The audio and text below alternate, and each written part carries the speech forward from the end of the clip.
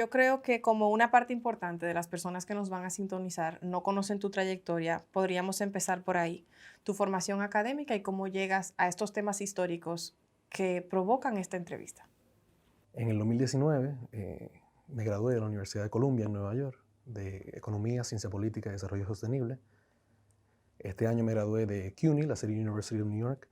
Estudié métodos cuantitativos para las ciencias sociales. Es algo que quiero hacer hincapié, que yo no soy historiador, los temas de esta investigación son históricos, pero esa no es mi formación. Trabajo mucho más fácilmente un reporte estadístico que algo histórico, pero habiendo encontrado lo que encontré, entiendo que es un momento importante que en este país se forme este tipo de estudio histórico, no solamente por las personas que conocemos ya, que tienen un expediente trabajando en los temas históricos y creando esa narrativa en este país, pero sino por todos, en archivos abiertos y repletos de documentos. ¿Cómo llegas a esta información? ¿Qué investigación te llevó hasta ahí? ¿Y de qué estamos hablando de manera introductoria? La investigación en general trata de la injerencia estadounidense que hubo en este país en los años 60. Y llegué ahí por una clase, o sea, no, de nuevo, como dije, mi formación es estadística, pero tomé clases también de otros tipos de investigación histórico.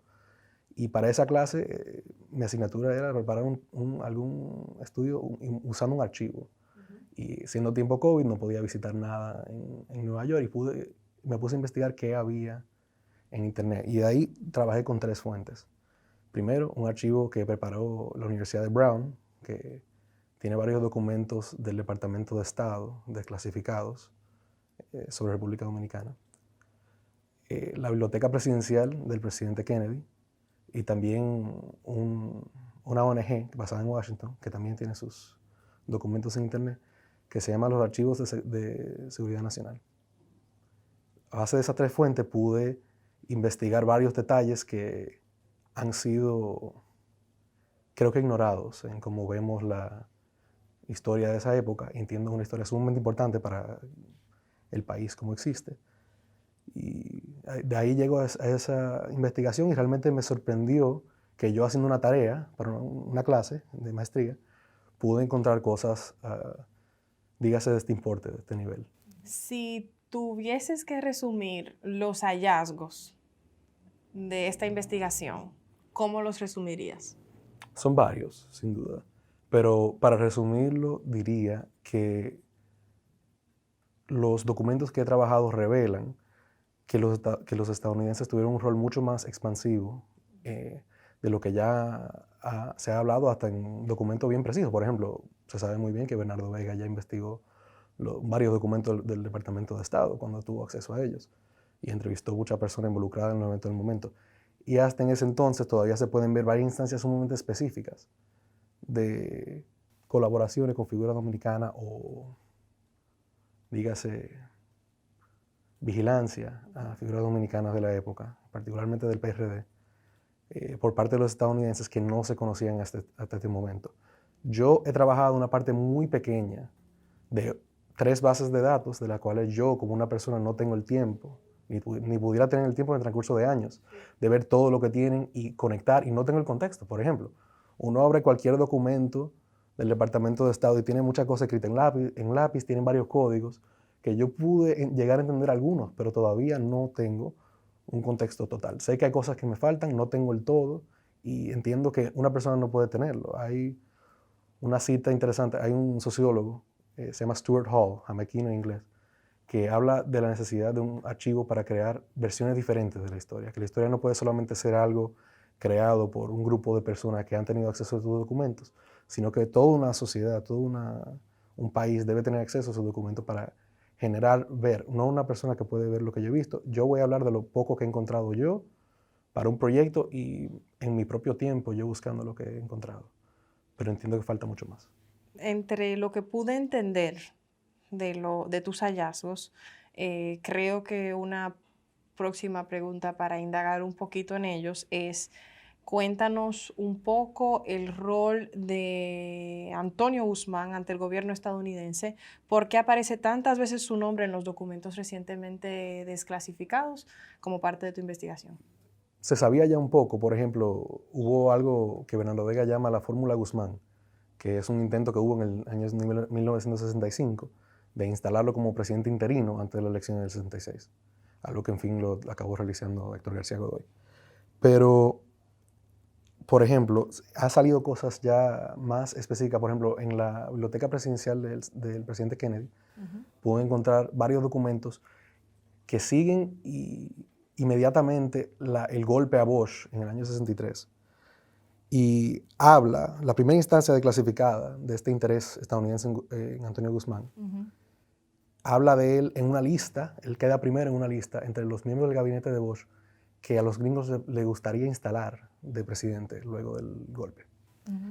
El mismo documento, noveno en la lista, queda el ministro de Industria y Comercio, Ramón Vela Piola, y se le describe siendo muy nacionalista, así mismo lo dicen, un documento, escrito por Ralph Duncan. Lo describen a Ramón Vela Piola como muy nacionalista para ser controlado por Estados Unidos. ¿Por qué lo menciono? Porque el primero en esa lista, Guzmán, se le describe como una persona no muy lista, maleable y probablemente muy manipulable para nosotros, es decir, Estados Unidos. ¿Quién escribe eso? Ralph Duncan, que es un miembro de Del cuerpo diplomático. El cuerpo diplomático estadounidense. En ese momento trabajaba directamente con la Casa Blanca como asesor en temas latinoamericanos. En fin, obviamente no llegó a ser presidente después del golpe, pero se muestra un interés general en Antonio Guzmán, pero también lo analizan y lo ven como una persona sumamente manipulable. Y luego, en varios documentos, aparece muchas veces como un informante a los estadounidenses. Es decir, se reunía sumamente a menudo, normalmente con el cónsul en Santiago, y daba información sobre peleas internas del PRD, sobre temas del país, opiniones, analíticas. Y llegó a un punto que dos consecuencias de esto realmente resaltan lo tanto que esto era un fenómeno. O sea, primero hubo un incidente creo que en el 1969, no tengo el año aquí, en el cual José Francisco Peña Gómez saca a Guzmán de una reunión porque no quería hablar un tema frente a él por miedo. Bueno, los gringos mismos presumen que por miedo de que la información llegaría a ellos.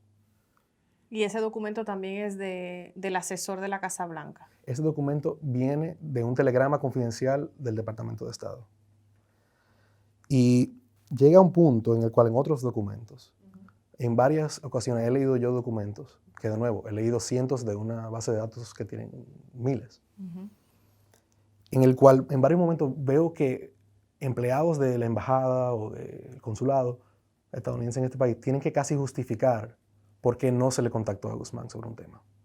Es decir, no tenemos todo, muchas cosas siguen clasificadas y muchas cosas simplemente no he tenido el chance de verlas. Pero, por ejemplo, documentos que hacen referencia que ya no están clasificados, no lo tenemos que ver para saber que, por ejemplo, en un documento de 1969, en el cual se le invitaron a varias figuras de Santiago del PRD a hablar con el cónsul y darle su opinión sobre el famoso artículo Dictadura con respaldo popular de Bush para los estadounidenses, para su colección de inteligencia, se explica que no se le preguntó a Guzmán y el autor, algún empleado del consulado, porque no fue escrito por el cónsul directamente, excluye a Guzmán de lo que llama los más elocuentes y leídos miembros de los PRDistas santiagueros y dice que no valoraría su opinión en este tema y que encima no había leído el artículo todavía, ya tenía un par de días fuera. O sea, eran aliados, digamos, el gobierno de los Estados Unidos y Guzmán eran aliados para el trasiego de información, pero las consideraciones personales de al menos algunos importantes funcionarios del gobierno de los Estados Unidos sobre la capacidad de Guzmán era bastante limitada. Sumamente bajas. En varios documentos, por ejemplo, y los documentos del Departamento de Estado, no como lo de la FBI, por ejemplo, que famosamente tienen resaltador negro para tapar cierta parte de información, los documentos del Departamento de Estado se organizan por sus diferentes niveles de confidencialidad. Así que se pueden ver muchos documentos, el cual pudiera haber sido por cualquier miembro del servicio diplomático estadounidense, en el cual simplemente se reporta la información que dio Antonio Guzmán sobre dicho tema. Pero después, generalmente, muy a menudo, en segunda o tercera parte de confidencialidad, es decir, que salió más tarde de su estado clasificado, se habla, por ejemplo, en uno se le dice que él tiene muchos puntos ciegos, como por ejemplo es su amistad con Bosch, que le quitan su objetividad. Se le dice que, bueno, como otro documento decía, que era muy maleable, que no era un miembro leído. O sea, es decir, que realmente sorprende lo tanto que personas con la cual él trabajaba, con la Sí. cual él daba información, le faltaban el respeto muy consistentemente. Es decir, para él, y espero no ofender, esto obviamente no es mi opinión ni algo que saqué yo al público, sino los estadounidenses, cuando lo desclasificaron, tenían una opinión sumamente baja de él, lo veían como una figura no muy inteligente y sumamente útil para ellos, manipulable. Hay dos elementos que mencionas que creo que vale la pena rescatar y reabordar. Primero, la denominada fórmula Guzmán, si podrías contarnos brevemente en qué consiste. Y en segundo lugar, quiero que abordemos la relación Guzmán-Bosch, porque creo que es relevante para lo que has encontrado en los documentos desclasificados. Para más información del tema de la dicha fórmula Guzmán, Ujú, puede leer el libro de Bernardo Vega que se llama Cómo los americanos ayudaron a colocar a Balaguer en el poder en el 1966. ujú. Ese libro realmente detalla todo, o sea, en fin, esto no colapsa por culpa de Guzmán. Los gringos estaban sumamente interesados en tenerlo como una figura y hasta Bosch y Balaguer estuvieron involucrados, Balaguer desde Nueva York en ese entonces y Bosch desde San Juan, en crear esta idea de un ministerio con ministros de ambos partidos, tanto del PRCC como el PRD, tenerlo como de presidente interino hasta las elecciones que se podían celebrar. En ese entonces el plan todavía era celebrarlas al final del Ujú. 1965. Esto se desmorona y fracasa este plan porque, por razones internas de los asesores de Johnson, que entendían que él era una figura sumamente débil, llegaron a no creer en la habilidad de Guzmán de guiar hasta un gobierno interino y, en fin, pasan luego a Héctor García Godoy y a apoyar a Balaguer directamente en las elecciones del 66. Ahora bien, hablando del tema de la conexión entre Bosch y Guzmán, lo central de mi proyecto, lo que yo entregué en la universidad, era sobre Bosch y específicamente la vigilancia constante que hubo sobre él, por lo menos durante los años 60, que yo tengo solamente documentos que pude accesar desclasificados, del 63 al 69. Ujú. A Bosch se le mantenía bueno, mi proyecto lo titulé La radicalización supervisada de Bosch. Es decir, que una persona que él sufrió muy directamente de la vigilancia total que tenían los estadounidenses sobre él y en parte lo hacían contactando aliados de él, como Guzmán, que le suplían información tanto sobre sus movimientos ideológicos como sus movimientos físicos. Es decir, yo pude encontrar docenas de ejemplos en las cuales ellos en cualquier reporte, ni siquiera siendo de República Dominicana, notaban dónde estaba Bosch en cualquier momento. Y él reaccionaba muy directamente a estos. Bosch o Guzmán. Bosch sufría, se notaba que estaba sufriendo, los gringos mismos notaban que estaba sufriendo esta vigilancia sobre él, de parte de ellos. ¿Qué manifestaciones de esa agonía encontraste? En el 1967 se publica una carta de Bosch en el periódico El Nacional y que él respondió a Selma Warner del Worldwide Lecture Bureau basado en Estados Unidos, diciéndoles que no podía aceptar una invitación a impartir charlas en varias universidades estadounidenses, porque decía que su larga experiencia de persecución por Estados Unidos le provocaba no confiar cualquier propuesta que le presente cualquier estadounidense que ya no conocía bien. Esta carta, que de nuevo fue publicada presuntamente por Bosch o algún aliado de él en el periódico, luego recibe un análisis que dice: en la carta, Bosch afirma como Estados Unidos lo había acosado desde 1950, cuando la embajada estadounidense colocó una grabadora en su hogar en Costa Rica y que este país continúa, como describe el libro del embajador Martin, es decir, John Butler Martin, que también figura muy prominentemente en los documentos que he encontrado, a supervisar cada faceta de su vida privada. En un caso, la embajada en Estados Unidos en Madrid hasta fue capaz de encontrarlo poco después de su llegada a España para entregarle a mano una carta de la Universidad de Wesleyan. Y Bosch sospecha que esa carta no fue para entregársela, sino para los gringos demostrarle que sabían dónde él estaba cuando decía que vaya. O sea, él no tenía manera de saber, en teoría, dónde él se estaba quedando en Madrid, pero le entregaron una carta personalmente, no se la mandaron por correo. La razón que di esta cita tan larga es porque tiene una cierta ironía. Esta cita no viene del periódico, no viene de Bosch, viene de otro telegrama confidencial de los Estados Unidos. Ellos están sumamente claros del efecto que le estaba teniendo la vigilancia sobre ellos, de ellos sobre él. Y es un documento escrito por la Embajada de Santo Domingo para sus colegas en Santiago, Washington y Madrid.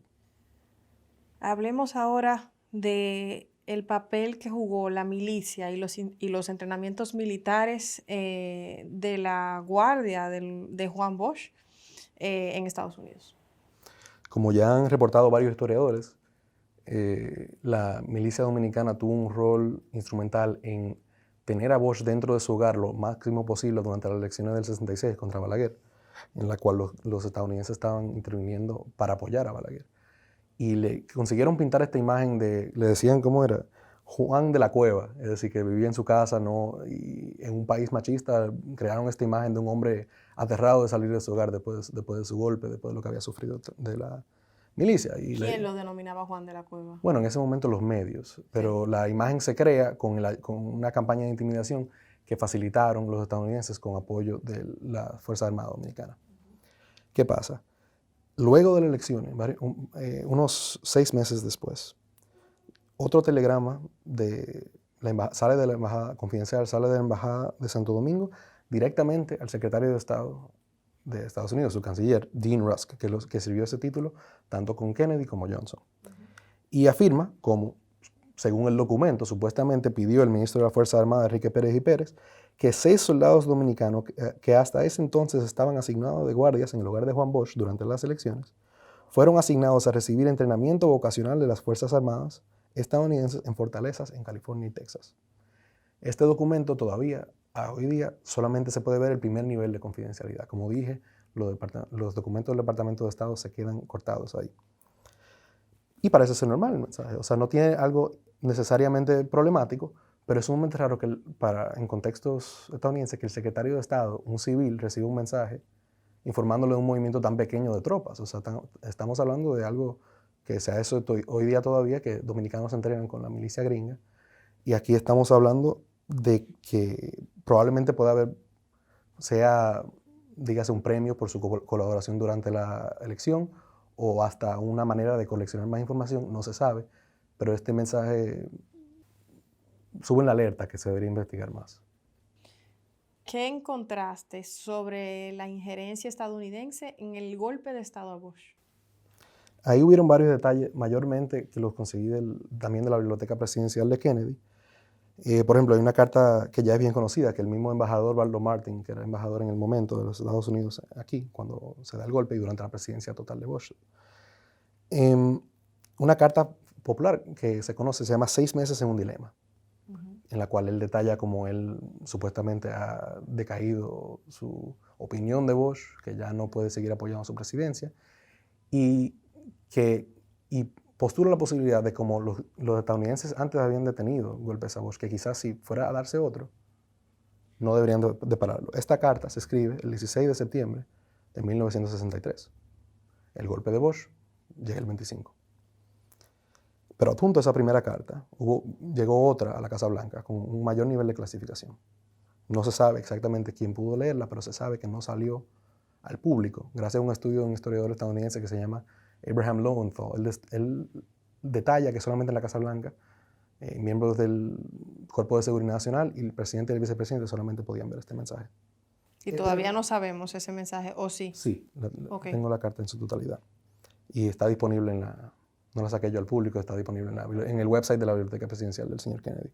En la otra carta, en la que salió al público, la que fue directamente al presidente, pero también a la comunidad internacional, se detalla que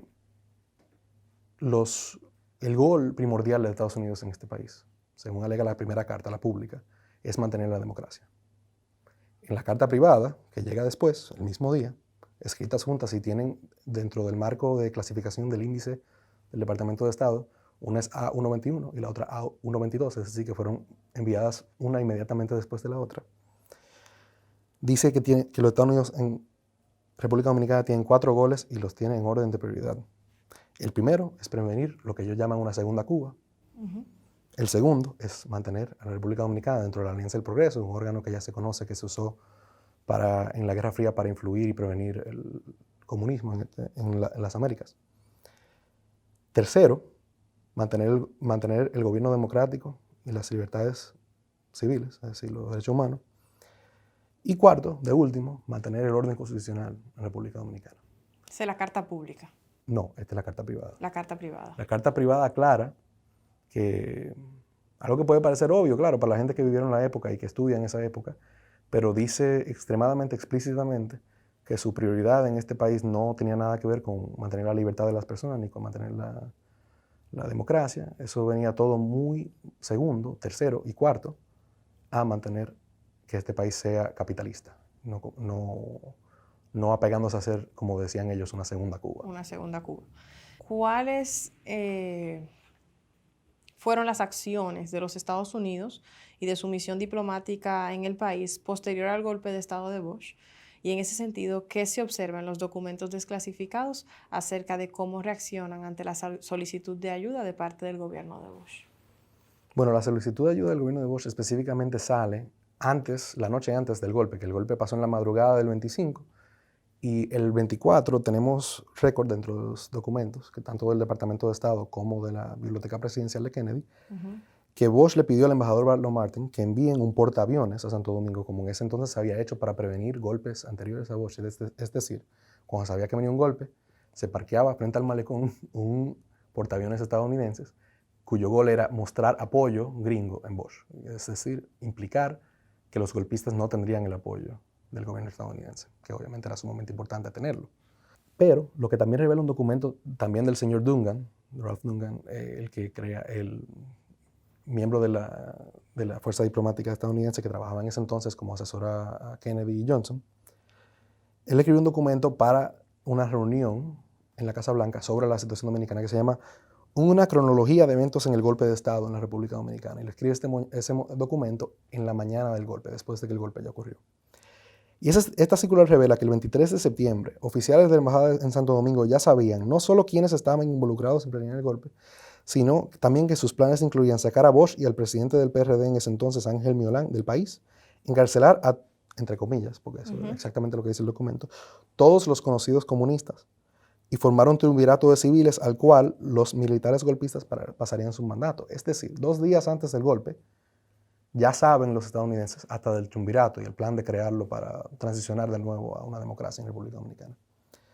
¿Qué pasa con eso? Es decir, que cuando llega Bush al embajador Barlow Martin el día 24, esa noche, y le pide ese portaaviones, y Barlow Martin, frente a Bush, según el documento, manda un telegrama de Estados Unidos pidiendo esa ayuda, el cual es inmediatamente negado, Barlow Martin ya sabía sobre los planes del golpe y no compartió eso con Bush. Es decir, se le hizo ser su aliado, mandó ese documento pidiendo la ayuda, pero ya estaba sumamente claro que el plan estadounidense no iba a ser detener el golpe de Estado que venía contra Bush. Entre todos estos documentos, ¿hay algo que pueda dejar ver el rol del empresariado? No, pero también cuando se trata con archivos y temas clasificados y desclasificados, no hay que solamente pensar en lo que se sabe, también hay que pensar en lo que haya público, también hay que pensar en lo que no hay y por qué. La embajada en Santo Domingo, a finales de 1963, en diciembre, recibe un mensaje del Departamento de Estado que estaba cumpliendo su labor por un pedido que le hizo un senador de Oregon, Wayne Morse. Morse acusó específicamente a varios, Morse siendo una persona que servía en el Comité de Relaciones Exteriores del Senado, es decir, que tenía acceso a documentos clasificados de la época. Él acusó a varios empresarios estadounidenses de financiar la oposición política a Bush mientras planeaban el golpe de Estado. Específicamente, acusó a Tex Brewer, de la ESO, y Dwayne Luther, en ese entonces líder de la Texaco. ¿Qué pasa? Ese mensaje concluye que se desea, el mensaje siendo de la sede del Departamento de Estado a la Embajada en Santo Domingo, que se desea específicamente comentario de parte de la Embajada en respuestas a estos alegatos. Uno se tiene que imaginar que un mensaje como ese recibiría respuesta y la recibiría pronto, pero no existe ninguna en los documentos que yo he podido ver. Puede que exista, y esté en una biblioteca en DC ya declasificado. No sé decirlo. Porque estos documentos usualmente no se digitalizan. Bueno, eso tiene que ver mucho con la infraestructura que tiene Estados Unidos para declasificar sus documentos. Puede que haya mucho más documentos de lo que tiene la Biblioteca de Brown. La Biblioteca de Brown lo preparó en el 2019, a principios del 2019, un profesor de historia de la Universidad de Brown y su estudiante de doctorado, que ellos fueron personalmente a Washington, D.C. y escanearon varios documentos que tenían que ver con la Guerra Fría en República Dominicana. Revelaron esos documentos porque quisieron, son públicos, no tiene nada de mal tenerlos ya cuando están desclasificados pueden estar en cualquier página, disponible donde sea, pero hasta que alguien vaya y los escanee, están en una biblioteca, en los archivos de seguridad nacional de Washington. Digamos que las tensiones entre Bush y los Estados Unidos fueron de algún conocimiento público.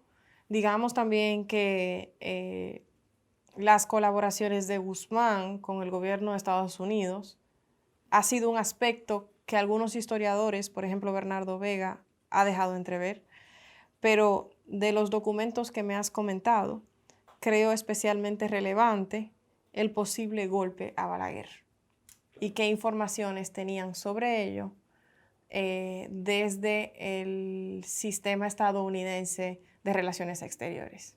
Sí. Bueno, ahí queda, antes de eso, aclarar un punto sobre Guzmán.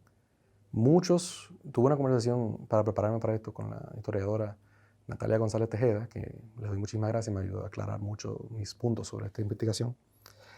Y me aclaró algo que era evidente por mis documentos, que muchos PRDistas, especialmente en esa época, dialogaban con los Estados Unidos para darle información e intercambiar información y conseguir influencia, conexiones a los estadounidenses. Se veía mucho, pero las relaciones podían variar sumamente.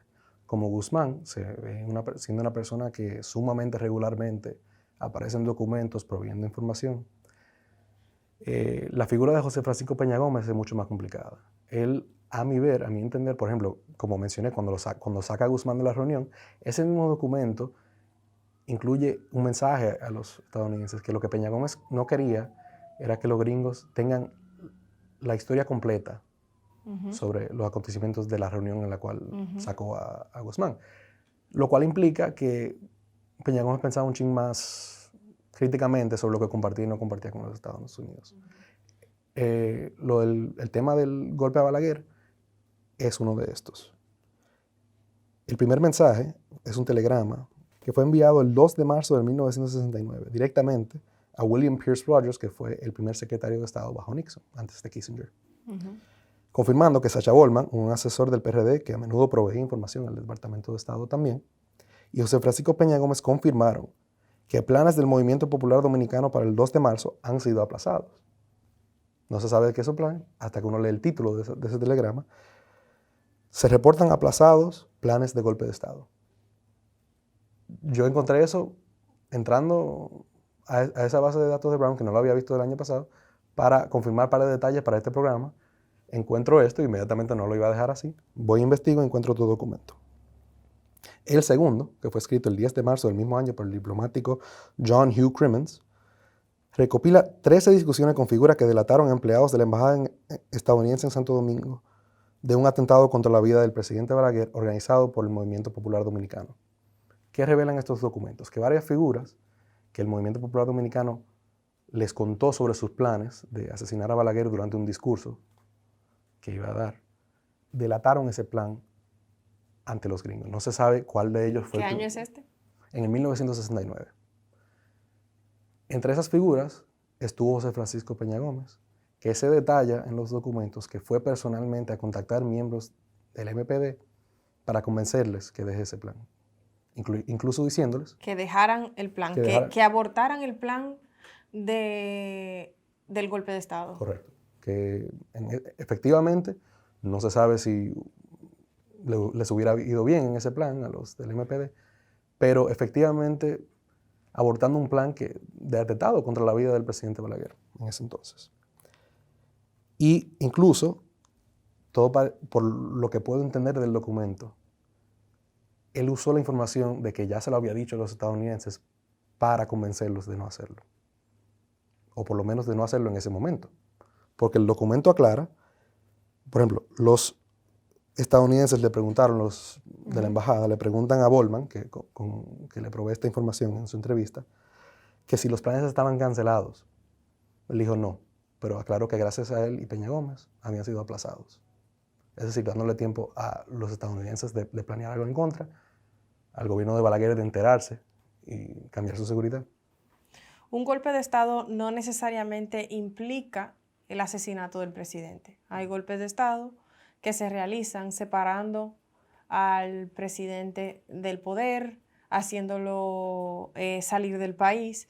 Consta en los documentos que encontraste que la forma del golpe de Estado que se proponía realizar supuestamente es una parte o miembros de ese grupo era a través de darle muerte al presidente Balaguer.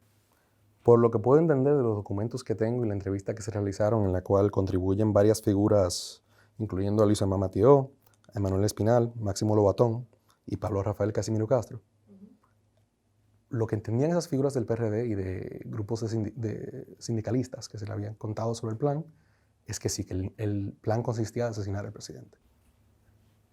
En un evento puntual. Sí. Que se hace constar. ¿Cuál es el evento?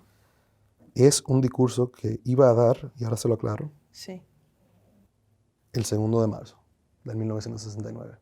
¿Qué podemos hacer, Emil, para que toda esta información tan relevante, así sea sobre la perspectiva de otro país, sobre lo que acontecía o transcurría en una de las etapas más cruciales para el desarrollo, para el posterior desarrollo democrático de nuestro país, sea accesible, para incentivar a que más personas como tú investiguen estos temas y la historia pueda complementar lo que ya se ha escrito con nuevos datos? ¿Qué podemos hacer, te preguntaba, para que fortalezcamos eso? ¿Dónde vamos? ¿Cómo lo digitalizamos? ¿A quién solicitamos? ¿Qué hacemos? Bueno, entiendo que de digitalizar estos son documentos públicos. De nuevo aclaro que no fui yo que solté estos documentos al público, sino el gobierno estadounidense. Ya cuando están desclasificados, pierden toda licencia y se pueden compartir donde sea. No hay nada que nos detiene como país, dígase, sea el gobierno, sea un grupo de sociedad civil, sea un grupo académico, de ir, recolectar los documentos que ya están escaneados en base de datos como la de Brown, como las de las varias bibliotecas presidenciales que llevan los expresidentes estadounidenses, y ponerlos en una base de datos juntos, propia del país, para accesarlos. Y tampoco no hay nada que nos detenga como país de entrar a las bibliotecas del Congreso, de los varios ministerios estadounidenses, y escanear también los documentos en lo que se vayan clasificando. Es decir, ya el Archivo General de la Nación tiene, entre sus archivos donados por Bernardo Vega, varios documentos del Departamento de Estado, de la FBI y de la CIA, que donó él de cuando lo estaba investigando él. Pero no deberíamos llevarnos de solamente lo que quiera donar una persona, lo que ya haya escaneado Brown. Cuando se saca al público, todos los días se van desclasificando diferentes documentos, que obviamente no todos tienen que ver con nuestro país, pero que no podemos como país simplemente no saber esto, ni no llevarnos de lo que ya sale al público, de lo que ya hace décadas definió nuestra patria, no saber nosotros cómo llegó a pasar y quiénes estaban involucrados y a qué nivel. Y qué rol jugaban, naturalmente. Emil, tras haberle dado una mirada al pasado, digamos, como estadístico y como investigador, ¿cómo te imaginas el futuro? Bueno, me voy a fijar en el tema que hemos ido hablando. Entiendo que mi esperanza, no sé si es lo que me espero necesariamente, pero mi esperanza es que en el futuro se vea mucho más acceso a esos tipos de documentos, que haya más conversaciones sobre la historia dominicana y nuestro rol como país, dígase colonia o pseudo-colonia, para varios países, varios poderes del mundo, y que podamos tener un archivo tan diverso como para apoyar diferentes puntos de vista y que sea disponible tanto por las redes, tanto como un espacio físico, pero que sea fácilmente disponible con índice para que cualquiera lo pueda buscar y que no sea algo que dos personas de una universidad estadounidense tengan que escanear, sino que cualquier estudiante de ciencias sociales, de cualquier escuela, pudiera buscarlo, pudiera estar viéndolo, pudiera estar aprendiendo más sobre el rol que tenía su país en el pasado y hoy día. Gracias, Emil. Gracias.